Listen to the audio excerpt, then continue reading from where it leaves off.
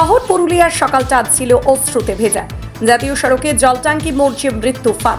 School শিক্ষক সুরজিৎ বন্দ্যোপাধ্যায়ের প্রাণহানির ঘটনা শুধু একটি দুর্ঘটনা নয়, যেন জনসচেতনতা, দীর্ঘদিনের অবহেলার নির্মম প্রতিচ্ছবি।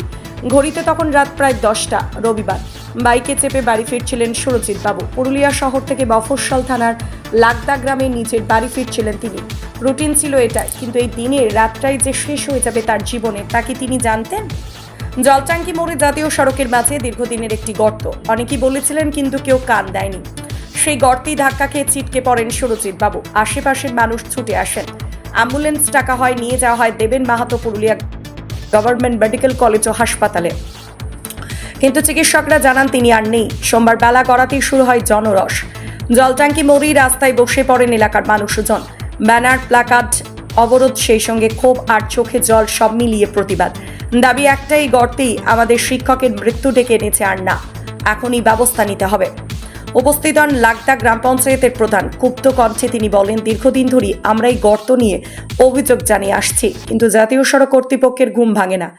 আজ একজন শিক্ষকের প্রাণ গেল। এটা প্রশাসনের উদাসীনতার জন্য দুর্ঘটনা। তো কালকে আমাদের একটা তরতাজা শিক্ষক লাগদা গার্লস প্রাইমারি স্কুলের সুরজিৎ ব্যানার্জি ওদের নিজের কাজ সেরে রাত্রেবেলায় বাড়ি ফিরছিল। এটা দেখতে পায়নি, হয়তো তার নজরে আসেনি।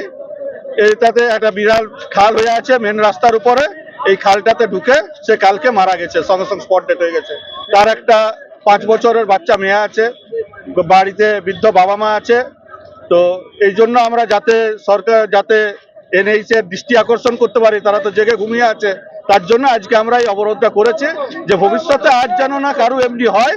রাস্তাগুলো যেন ওরার সঙ্গে সঙ্গে প্রায় 10-12 দিন হয়ে এমনি রাস্তাটা হয়ে আছে, কিন্তু কোনো কাজ তারা করছে না। হচ্ছে এটা সবচেয়ে ভিআইপি এরিয়া বলা যায়, হাজার হাজার মানুষ সবসময় যাতায়াত করছে, ন্যাশনাল হাইওয়ে, এটাকে কোনো কাজ করছে না।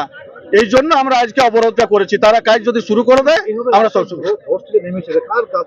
এটা পরিষ্কার এনএইচ এর গাফিলাতি।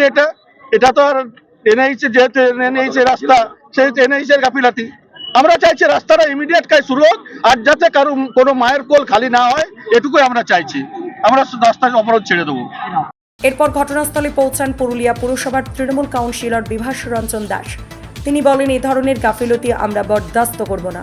আমি জেলা প্রশাসনের সঙ্গে কথা বলেছি, অবিলম্বে রাস্তা সংস্কারের কাজ শুরু হবে। পাশাপাশি মৃত শিক্ষকের পরিবার যেন সরকারি সহায়তা পায়, সে বিষয়ে উদ্যোগ নেব আমরা। এনএইচের গাফিলতির জন্য আজকে এই ঘটনা ঘটলো। একটা তরতাজা প্রাণ চলে গেল, স্কুল টিচারের প্রাণ চলে গেল। এটা ঠিক করতে হবে, আর যেন অঘটন না ঘটে। আবার কার গাফিলতিতে ঘটনা হবে। পাশাপাশি মৃত শিক্ষকের পরিবার যেন সরকারি সহায়তা পায়, সে বিষয়ে উদ্যোগ নেব আমরা। এরপর আসেন জাতীয় সড়ক দায়িত্বপ্রাপ্ত কর্মী। ভিড়ের মধ্যেই হাতজোড় করে বলেন, আমরা দুঃখিত, অবিলম্বে এই গর্ত সহ আশেপাশে রাস্তাগুলোর সংস্কারের কাজ শুরু হবে। আগামী 24 ঘন্টার মধ্যে প্রাথমিক মেরামত সম্পূর্ণ করা হবে।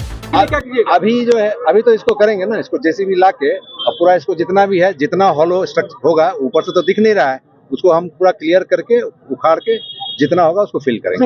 8-9 दिन मुझे नहीं, अभी आपको बताया ना, मुझे जस्ट जानकारी मिला, मुझे पता नहीं, मुझे नहीं मालूम। মৃতার ভাই বলেন, স্কুটি চালাচ্ছিল, রাস্তা অন্ধকার, সামনে আলো ছিল না, হঠাৎই পড়ে যায় গর্তে।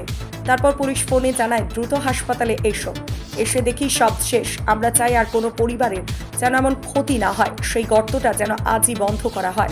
ঘটনাটা হলো যে কাল রাত্রে ওর কোন বন্ধুকে ও ছাড়তে এসেছিলো এইখানে, তারপরে খবর পায় হসপিটাল মারফত, চাই পুলিশ মারফত, ওর বন্ধু বান্ধব মারফত, যে তোর ভাই অ্যাক্সিডেন্টে হয়েছে, তো আয় তোরা হসপিটালে নিয়ে। আমরা হসপিটালে আসি, হসপিটালে এসে দেখি যে এই অবস্থা হয়ে আছে।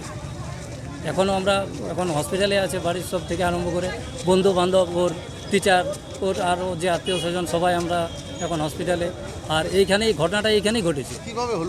ঘটনাটা ও ছাড়তে এসেছিল, তারপরে ওর তো স্কুটি চালাতো, স্কুটি নিয়ে দেখছে যে এখানে কোনো লাইট সিগন্যাল ছিল না, কিচ্ছু ছিল না। এবারে পরে দেখছে যে এখানে পড়ে আছে। এটা একটা ন্যাশনাল হাইওয়ের উপরে এত বড় ভিআইপি জায়গা, এইখানে যে একটা গর্ত, এটা প্রশাসনের একদম দৃষ্টি আকর্ষণ করছি, যে আমাদের ভাই চলে গেল, আর যেমন না কারো কোনো ক্ষতি হয়, এটা একদম ইমিডিয়েট যাতে ব্যবস্থা হোক। তাদের প্রশাসন থেকে, পৌরসভা থেকে, এখানে যত ভিভিআইপি আছে তাদেরকে আমরা বলছি, যার যেমন না কারো। অবশেষে পুলিশের আশ্বাস ও রাস্তা দেখভালের দায়িত্বপ্রাপ্ত কর্মীদের আশ্বস্ত করায় কিছুক্ষণের মধ্যেই অবরোধ তুলে নেন বিক্ষুব্ধ জনতা। এদিন সকাল 10:30 নাগাদ অবরোধ শুরু হয়। দুপুরের আগেই অবশ্য যান চলাচল ফের স্বাভাবিক হয়। তবে এলাকাবাসীর মুখে এখন একটাই কথা, প্রাণ গেলে কেন জাগে প্রশাসন। এখন দেখার বিষয়, মৃত্যু কি শুধুই পরিসংখ্যানের আরেকটি সংখ্যা হয়ে থাকবে নাকি সত্যি বদলাবে কিছু। পুরুলিয়া থেকে নিজস্ব প্রতিনিধি রিপোর্ট, পুরুলিয়া মিরর।